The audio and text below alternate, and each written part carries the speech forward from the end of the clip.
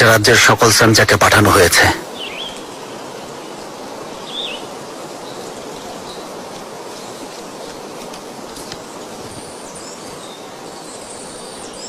এরজুরুমের বেলারবেদের আদেশ করা হচ্ছে যে আমার সন্তান বেয়াজিদ বিদ্রোহের ঘোষণা দিয়েছে এবং তার সৈন্যদের সাথে নিয়ে পালিয়েছে। ওর জীবন নেয়ার আদেশ দিচ্ছি। বিদ্রোহী শাহজাদাকে রাজ্য ছেড়ে পালানোর অনুমতি কোনোভাবেই দেয়া হবে না। ওকে দেখা মাত্রই আটক করে মৃত বা জীবিত আমার নিকট আনা হোক। ওকে যে আমার হাতে তুলে দেবে তাকে পদোন্নতির সাথে সাথে পুরস্কৃত করা হবে।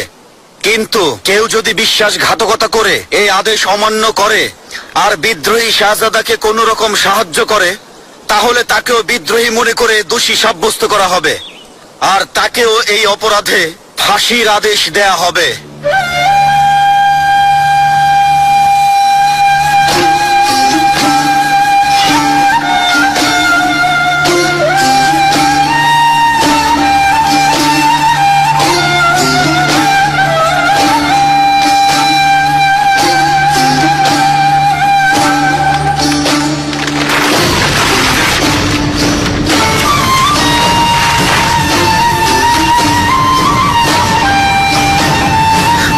শাহজাদা বেয়াজিদ, আমার চোখ এর আগেও এক নির্দোষ শাহজাদার খুনের সাক্ষী হয়েছে। আমি চাই না আবারও তাই হোক। মহান বাদশাহ যেন আপনাকে ক্ষমা করেন, সেই জন্য সর্বোচ্চ চেষ্টা করব।